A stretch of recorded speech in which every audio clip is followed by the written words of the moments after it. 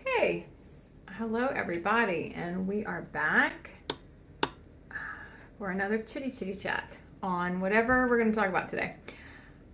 I'll open up the chat in a little while. I don't normally like to open up too early, so I can get a couple things out, and then we will.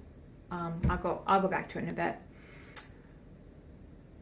Are we really ready to leave? That's what I entitled this video, and that was sort of something I wanted to talk about. How do we know if we're really ready to leave human consciousness? And in turn, when I say human consciousness, that also is going to mean the human realms. That's going to be human constructs. That's going to be the systems, the beliefs that all encompass how our realities are created. They're not created on this one thought, or this one belief, or this one action we might do every day, whatever that is. It's all of it together. And when we start really talking about leaving, it's not as easy as I think sometimes it's painted to be. I think sometimes it's painted to be easy because that makes it sound more palatable, that it's easy to just walk out. And you can sometimes I'll watch different material. I don't usually watch too many other people do stuff as far as this kind of topics go. Because what I find is I don't really resonate with some of what they're saying, but there's still a purpose in them saying it. Because no matter where you are in your process, you need a lot of different people in a different part of their process. Because if you're in one part of your process and they're in a part of their process that you start to match with, then it's very good information. It's going to assist. There are a lot of people I used to read books on, I used to listen to, that now it's very old to me. Like it's putting myself back in an old place. I can't really listen to it anymore because it's just information that to me is no longer resonates anymore. But back when I was in that space, it was really massive, and it was a real activator and really opened me up to different levels of my consciousness. So you're going to find you're going to shift and change on what you listen to and what you read, and what used to be massive for you all of a sudden is like, that doesn't even really make any sense. I know sometimes I'll listen to certain, especially if you listen to any channel material people do, or you subscribe to, some of the different publications people do.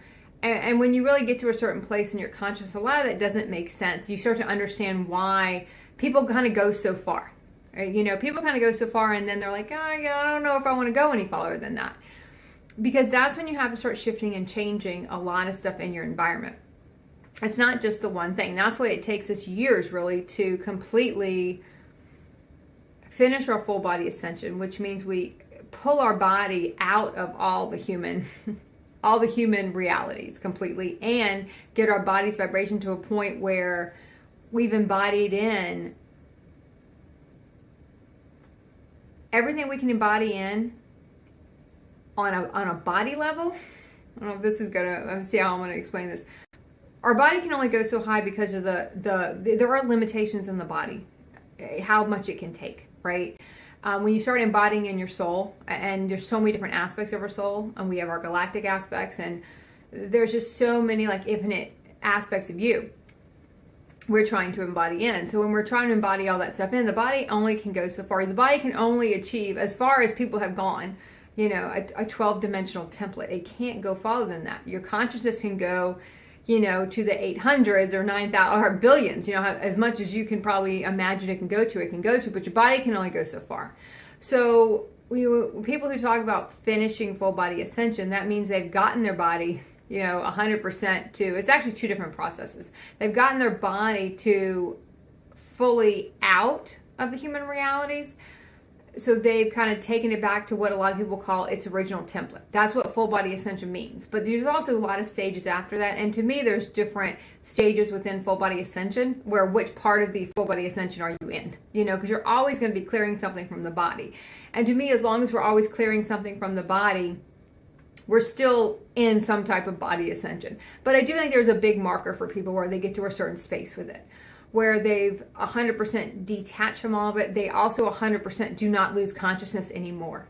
We no longer go unconscious. We can always come from our highest place. We don't play in our human ego. We don't let it make any choices. We don't go unconscious. We don't go back to sleep. And no matter how far we think we've gotten, there'll still be times, different levers that can be pulled where we'll still go unconscious again. So you're going to see yourself going through a lot of different iterations of full body ascension and different parts of that along the way. So you might say, okay, I feel like I've gone through full body ascension. And usually we always kind of think we're farther along than we really are.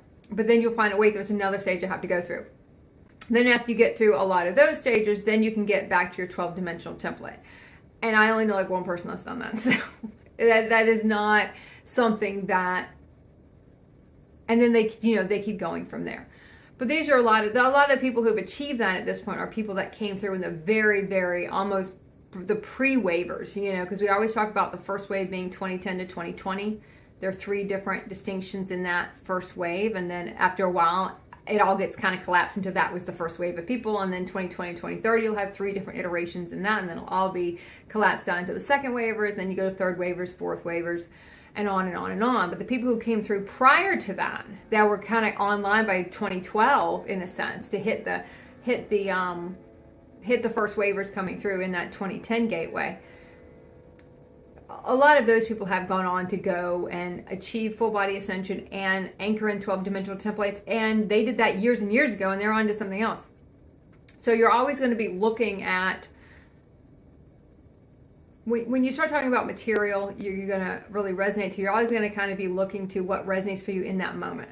And you might find that changes as you go, because depending on if you kind of surpass the people you're listening to, in a sense, because a lot of people can stay in certain stages of the process for longer, especially if they found it profitable, no matter what they're discussing or what they're doing. If that's how they've kind of anchored in their monetary system around, a lot of them don't want to leave that, because the minute they made money doing that, whether it be channeling, whether it be, I'm just going to throw out some tarot reading, mediums, all these kind of, which to me are kind of early iterations of really tapping into your kind of superpowers, your precognitive gifts. But a lot of people stay in that, and they don't ever kind of pull out of it because it is been very, very lucrative. We've had the conversation on here about a lot of work that's channeled. Channel work sells better than embodied work. If you say, well, I don't channel this stuff, I've embodied it, so it's me now. I don't have to sit there and say this is coming from, Palladian 5 or Star or whatever. I'm being a little facetious there, but when you listen to some of those, you'll know what I mean. But if you haven't embodied it in yet, you're still kind of stuck in a disconnected space because you're still channeling it in. And we all go through our channeling phases. And if you've never channeled before, I would 100% suggest that you try it. It helps you open yourself up. It helps you connect with yourself. Because technically you're kind of going inside to then be able to expand out more. Because you can only connect with yourself when you're channeling. There's no one else to connect with. There's nothing else out there, just you. That's the only thing you're going to be able to tap into. So there's no other, there's a lot of fear around channeling, that it's malevolent or all these things you don't want to tap into or you don't want to open up to. And that's just kind of the human fear that gets built up. But there's nothing else out there. Everything is us. Everything is just higher dimensions of yourself. It's higher aspects of you. So that's why it always feels like it's coming down into your crown chakra. A lot of people will talk about that, like, oh, I got a download. You'll see that a lot. This is the download I got. But we really have to kind of bring that down and anchor that into our root. It purifies our root and it anchors in that energy. And then you have to live from that. A lot of people will do the channelings, they'll do a lot of that stuff, but they still go back and will live in the human systems and live in the human world that their human ego created. Because there's still something left there for them. And so you'll see a lot of people that'll stay in certain places for like a long period of time. And some people I've known never left those places. They stayed in that kind of place forever because the shifts that would be necessary for them to go forward, they weren't ready to make them yet. They weren't ready to make the big changes. I mean, you can kind of look, if your life looks exactly the same before, when you're awakening, and then your ascension, and then different stages of your ascension process, And then if you've done full body ascension, and then you're on to something beyond that, anchoring your 12th dimensional template and whatever comes after that, your life's not going to look the same. Okay? And if it still looks the same, we have to really take a look at where am I really at here? Am I really as far along as I think I am? If everything has stayed exactly the same, all the people in my life are exactly the same, even maybe my job has shifted a little bit. To me, that's one of the first things we do. We kind of start to shift our job. Either we'll go through a process where we try to anchor in more light into the job we have. We upgrade the job we have. Part of that is showing us that we are able to do that. We're showing ourselves that any job can be a higher dimensional job. It doesn't have to be we don't have to write a book on higher consciousness for something to be a higher dimensional job. Everything you do can be a soul embodied job. It can be soul aligned, because in that moment it is. If you're doing it in that moment, it's soul aligned. It might not be soul aligned to the highest thing. It might not be, let me shift that. It's aligned to something. It might be human aligned, but we can also make things for a while soul aligned, in the sense it's something to push us forward. It's something so we can anchor in more of our soul. So technically it could be aligned in a sense with both. It kind of might meet, this is kind of human aligned, but on a grander scale, nothing we do is technically not soul aligned. It just might not be the journey we want to do. It's the rougher soul aligned journey. It's not that we're going through it freely. I want to do all these things. I want to bust through all my programming. I'm going to bust through my programming, but I'm kind of going to be dragged by my hair doing it, because I'm not 100% ready to do it on my own yet. I'm not quite there yet, so I got to take the hard road. When we start taking the hard road to get somewhere, then we know we can recognize the hard road and the easy road. We can recognize that what our human wants might seem like the easiest way, but in the end, it's going to be the longer way. And there are quicker ways for us to do it, but sometimes we just don't see that. We don't have the capacity to see it.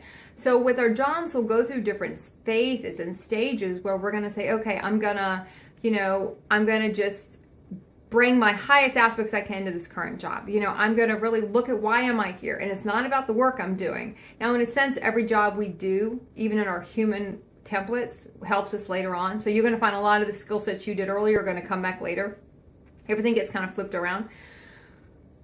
You're there for the relationships. When I started kind of turning every job, the job I had toward the end of me working in more of a human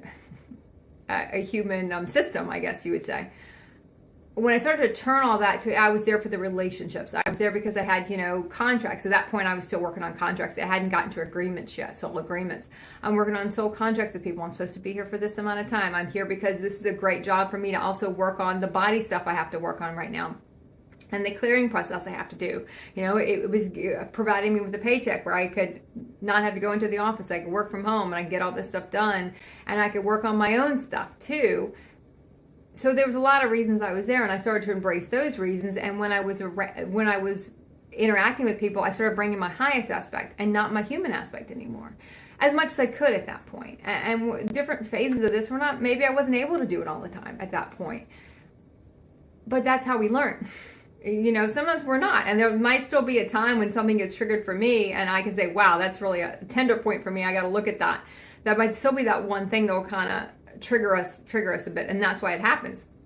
Because if it doesn't happen, we don't see it. We don't know that, oh yeah, that's a sticky point for me. I didn't realize that I still held that within. So we're going to go through an iteration of our jobs like that, where you try to embody in. You'll see a lot of people that, you might be at this, the job you have, and all of a sudden you're talking about crystals, or people are talking about energy, you're talking about dreams. You're starting to kind of inject that stuff into that environment, because one, you're supposed to. Those people are asking you to. You're starting to just, when you have an opportunity, when someone asks your opinion on something, you bring in something else. You might tie it to a metaphysical thing, tie it to an astrological thing. You're just kind of planting seeds in a very, even though at the time we don't realize that's what we're doing, we're kind of planting seeds in a very methodical way on our soul's perspective, but not from our human perspective. We really wouldn't call it that methodical and well thought out, but in a way it is, and that's why we were there. And then we get to a certain point where our vibration of our body, and that's always going to be the gauge, it gets to a point where we've now surpassed that environment. I can't put my body in it anymore. And in that case, you might all of a sudden start working from home more. You might not have to be in that environment anymore. A lot of people saw that phase coming for them and when the COVID stuff hit, where they were no longer in the office. And then you get to the point where you can't do the job anymore. It's not even the office anymore, it's the work. You get the email and you just feel yourself just sink. Your vibration just plummets.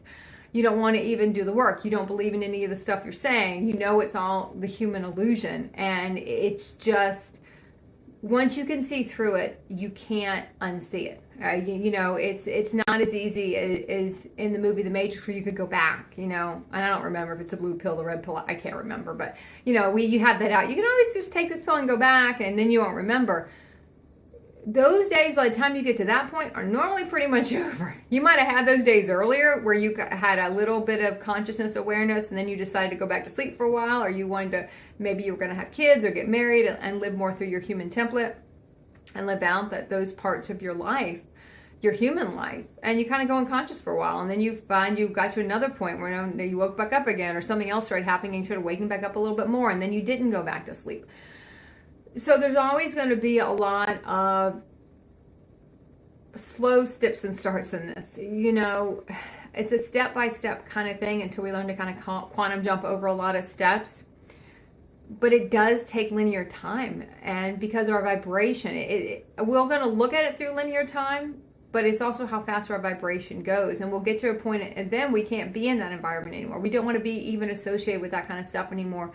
And then we kind of usually we move everything to more metaphysical type of work, whatever that is going to be for you. It's going to be different. Your contribution might not be the same as someone else's. It's going to be something else. It's whatever you were tasked to do. Maybe you're going to create a video game that blows people's consciousness up. I mean, a lot of video games do that. They expand the mind. It activates imagination. It kind of gets people to play. It gets adults to play. It also really hits, not that women don't play video games, but it's still, to me, more of a male-driven thing, and it's a way to kind of bring the males along. It's a way to kind of bring the guys along, to open them up, to open up their imagination, and to really kind of expand them out. And it kind of can also kind of alienate them a little bit, because they get kind of engrossed in that kind of thing. So, and then sometimes that can kind of take a turn and a twist here and there. It depends on why you're doing it. It's like everything. It's not what you're doing, it's why you're doing it. If you're playing video games because you love them, and they activate your imagination, and they raise your vibration, and you're happy, and they bring you joy, then there's nothing wrong with that. If you're playing them to avoid doing something you got to do, then you got to look at that. So it's like everything we do. It's not the act, it's why do we do it. That's what we always want. What's the energy behind why I'm doing it? What is the energetics here? What is pushing me to do it? Or am I trying to avoid something? So I'm going to go bury my head in a video game, or bury my head in a book, or, just go bury my head in someone else's life on Instagram because I don't really want to face mine right now. I'm going to go listen to something that has nothing to do with me, because if I focus on me, then I have to fix all this shit right here, and I'd rather just not do that. I'm going to go look over there. I don't want to look over here. So there's a lot of times when we can get to these starts and stops, and you can stay a long time. In the beginning, we try to take it and fit all this awareness we have and try to fit it back into a human reality. And I think we're all going to be in that spot at some point, because we don't know enough to know another way to go. We haven't cleared enough of the programming to see it's not going to work. Trying to...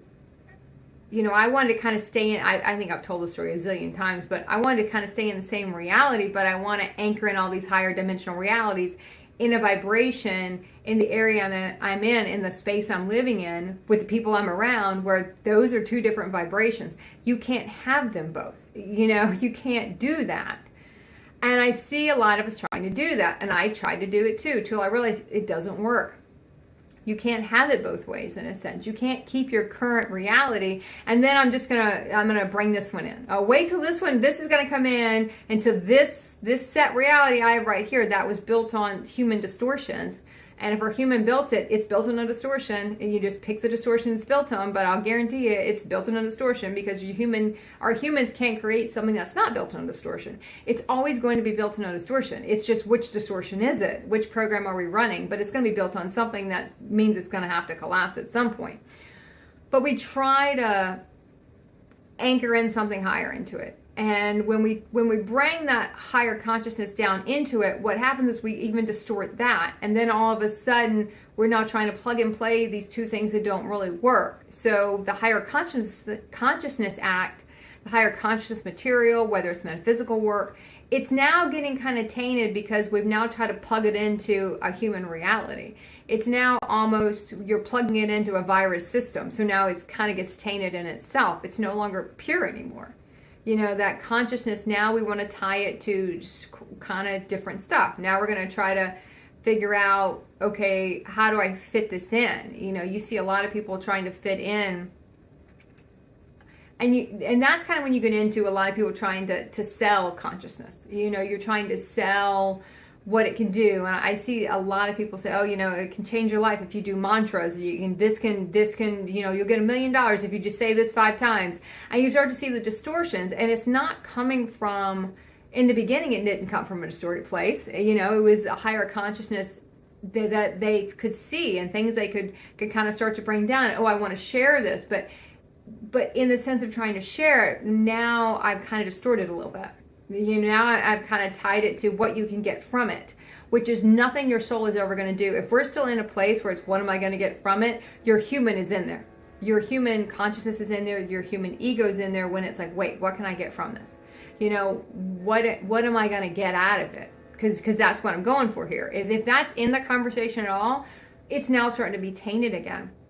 We're really not separating ourselves from separating out the human realities and our higher consciousness realities, our soul-aligned realities that we want to live. We're trying to mush them together.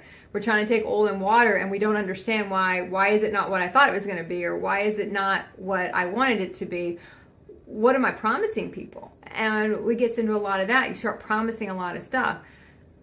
Mantras and stuff like that, to me, it's a very... They still have a very human distortion to them. They've never really worked. Some people will say, it's because it's not your exact words, you're repeating someone else's words. So back in the day, I'd say, okay, well, let me just try to do my words. But it's still the energy of which we're coming from when we do it. It's still, what are we trying to achieve? What do we want? What are we trying to work through? And I kind of got to a place where it was easier for me to say, when I say something, how does my body feel about it? That was telling me where my resistance was in the body. If I'm trying to create something and I can see that as soon as I say it, my body's got a resistance to it. Do I have a fear to that? What's really blocking all this stuff? What's really going on here? And am I trying to make it like, oh, this is so easy? Anyone who's telling you this, they're just not at the hard part yet. They're just still in the part where for them, they're still trying to take one thing and mush it into the other and trying to say it's easy. And in a sense, it's easy for them because they haven't had to change anything yet. Like I said, if your life looks exactly the same, then you haven't gotten to the parts you have to realign that yet. And you don't feel like now I got to go realign that yet. You're just not in that consciousness yet. And there's nothing wrong with not being there yet. Sometimes when I say that, people are like, well, you mean it's going to get worse. And it's not going to get worse. It only is worse when we start trying to hold on to the other stuff. Now, for majority of stuff, I would say by the time I had to let it go, and I don't even like the word let it go. It's kind of a human word. It's always a loss to that. I always say anyone who's saying, oh, just let something go is usually coming from the people who never let anything go. They hold on to shit to the bitter end, but the minute you say something like, oh, just let that go. And I'm like, you never let anything go. Why are you giving that advice? That's the worst advice I've ever heard from somebody who never does it.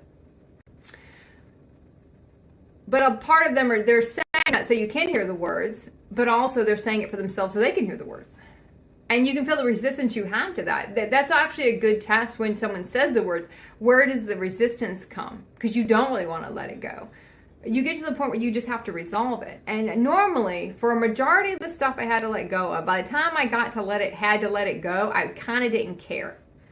I kind of didn't care about the stuff anymore, whether it be, and if I did care, I would, the fear of losing it would come up pretty quick. Like when I really had to step out of my human aligned job, in a sense, and it was like that job got discontinued. I knew it was coming for years. And when it finally came, I was like, okay, I knew that was it. Like you're not going to go back and play any of that stuff anymore. That is now over for you. And I knew that, in that point, I knew that. But there's still a lot of fear that comes up when I'm like, holy crap, how am I going to support myself? I mean, that was how I supported myself for the last, that type of job. Because I did finance for like 20 some years. I mean, it's like, that's how I supported my lifestyle. So how am I going to support my lifestyle now? So there won't be fear that comes up. There can be a lot of fear that comes up. Now, when I knew I couldn't eat meat anymore, I was like, I didn't really care at that point. So a lot of times I'll say, if you still care about it, you're probably just not at that place to give it up yet. But there does come a time when there are these other things you're like, I don't really want to give that up. And I would always say, just be kind to me.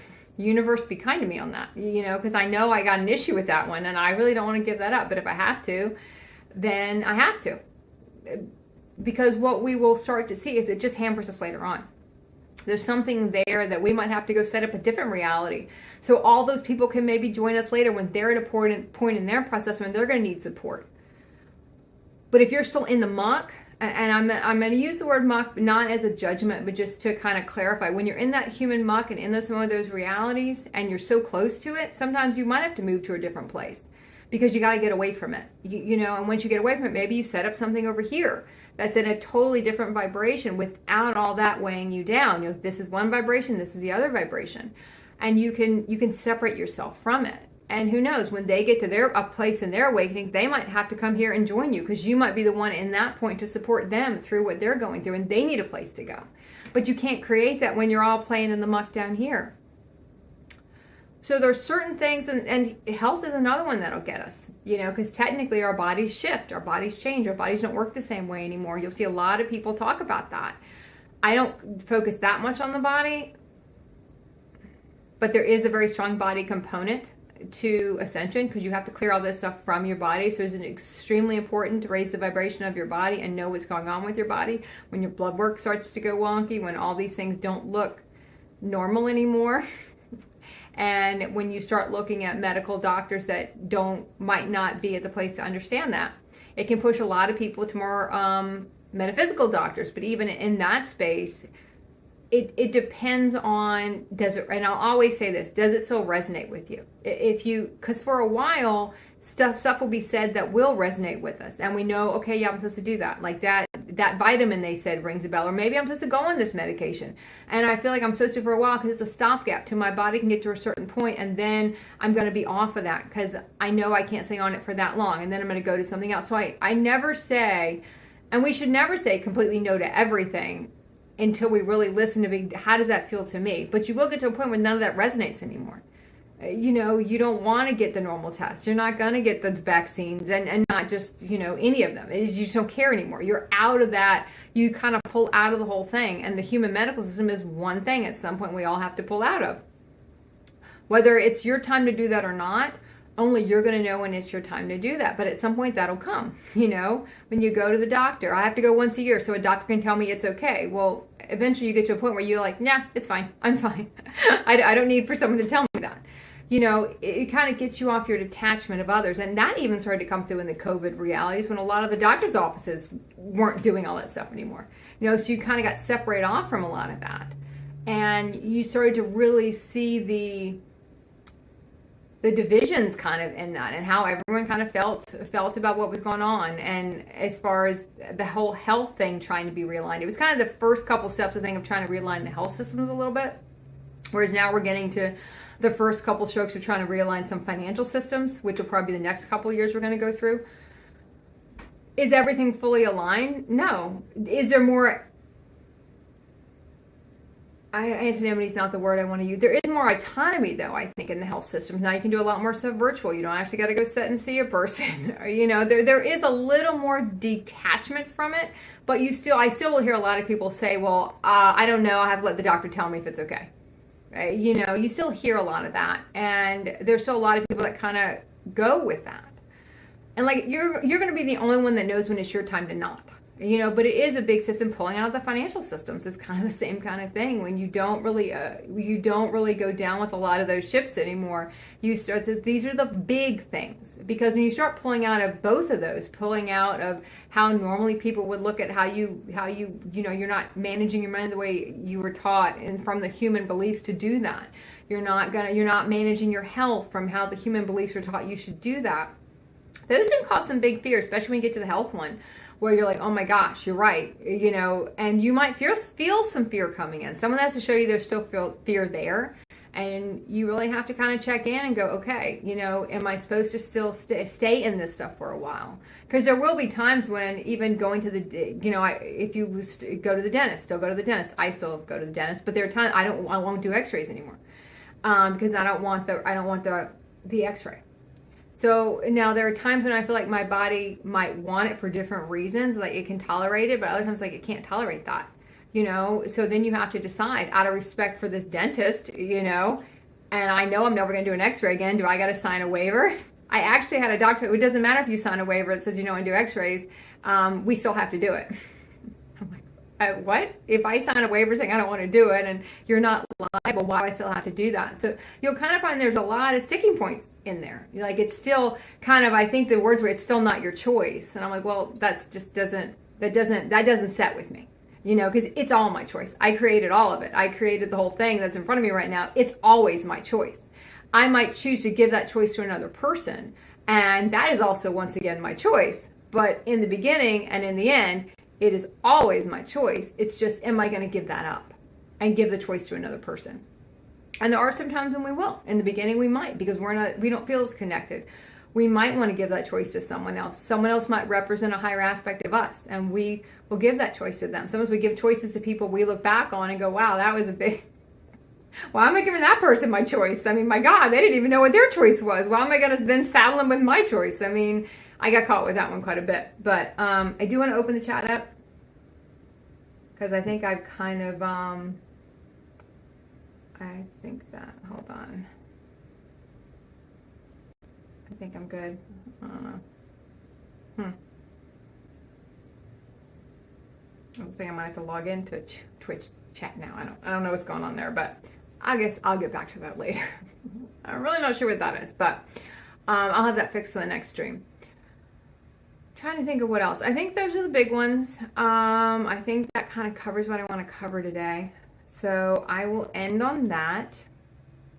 And really check in with yourself, because like all these choices are going to change all the time. You know, they're always going to be changing. There's never going to be a time when you're going to sit there and say, you know, this is the absolute, I'm never going to do this again. I've kind of caught myself doing that. I'm never going to do this again. I'm never going to do that again. There might be a point where you're like, no, I'm supposed to go do that again, because I've got to go here, and I've got to, you know, I've got soul agreements with people in this environment, so I have to kind of go do this. And I know that I'm supposed to go. I know I'm supposed to do this. I know I'm supposed to have this test run, whatever it is. You always have to check in with yourself, though. That should be our first place we go. It should not be somewhere else. It should always be inside first to go, okay, how do I feel about this? Is this something that I want to really pursue? Is this something that feels right to me? Am I ready to exit these systems? Or do I still feel a draw? You know, do I still want to go back and get that test done because the doctor said, yeah, you should go do that? I've seen a lot of people say, well, I knew it was okay, but I just did it because they wanted to do it. And to me, that tells me you're not sure you're okay. If you're sure you're okay, you're not going to put your body through that test. And it's okay to admit that. You know, it's okay to say, I still have fear there, but just let's be honest with what we're doing. You know, I saw a lot of people during the COVID stuff say, well, I kind of had to get the shot, you know, or I couldn't go back to work. It's like, no, you didn't have to. I mean, you had a choice over money or the shot, and you chose money. It's okay to say that. You know, you can say that and not judge yourself for that, but you still had the choice. You just picked one thing over the other, you know.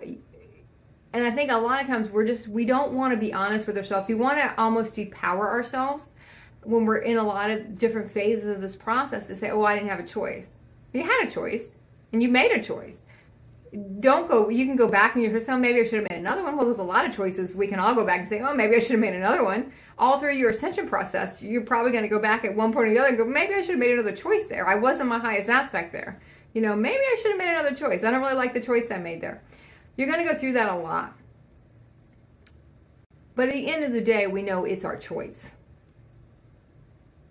And you'll be surprised when we talk about our own environment, when we're talking about our own realities, when you hear people talking about their realities where they'll say, well, I don't have a choice. Or, you know, it's like you have a choice. You might not like the one you got at the moment, but you have one. A lot of times it'll come to that, especially when we get into really trying to realign our realities and exiting our human aligned realities and closing out realities. We will get to a lot of choices where we have to really look and say, well, I don't like the choice I got, but it's kind of the only one I got. And sometimes our universe will set that up. If we know it's a choice we never would have chose, it'll kind of make it the only one you have. You know, it'll make sure, you know, you can't go any other way but that way, because that's the way you got to go now. You got to clear all this stuff from your body, whether it be fear you have over financial systems, maybe it's ancestral karma. You got to go back and deal with blood family for a while. You have to, you know, there'll be certain situations and realities you're going to create where you're going to have to go back and deal with certain big things, you know, the big things, you know, kind of the, some will feel bigger to others than other things will. It's going to kind of depend on what your big triggers are, but they're normally like money, health, blood family. They're usually the ones that'll kind of get everybody. And, you know, it could also be religion. This is a kind of makes you redirect how you feel about a lot of religion, in a sense of you kind of become those energies. You don't look outside for those energies anymore. You're not looking at other people to kind of be a moral compass. You become your own moral compass. So if you have a lot of stuff on religion, that's something you're going to have to go back and kind of look at some point. You know, some of us don't have that. Some of us might have a bigger thing with our blood family we have to go back and deal with. Or, you know, we have to really look at, okay, if I pull out of all the financial systems, in a sense, you kind of look crazy to people when you're no longer, you know, doing what a human, you know, an air quote, good human's doing. You know, you're kind of going rogue in a sense. And everyone says they love people who go rogue until you see someone go rogue, or you're the one going rogue, and you'll be surprised how many people do not support when you go rogue. One, you're breaking off from the collective, you're lessening the collective. I mean, and that's a big part of it. And the human collective, as a lot of people call it a cult, it is kind of a cult mentality. All the human consciousness collectives, they are a cult mentality to kind of bring you back in. You know, they don't want, the more people that go rogue and exit the systems, the weaker the system gets. And the weaker the system gets, eventually it collapses. You see that all through, if you even look through human history, you see where different collectives collapse because enough people exited it. And now you see it even bigger because of social media, how quickly things will all of a sudden, that was okay, oh, now that's not okay anymore. You know, we used to support that, now none of us support that anymore, and we're all over here. Now a lot of that's based on unconscious programming and being judged by other people about, you know, the situations and what had happened in a lot of these situations. But it's still a way to kick people out and kick you out of a lot of these realities. So all right, I think that's it. So I will see everyone next time.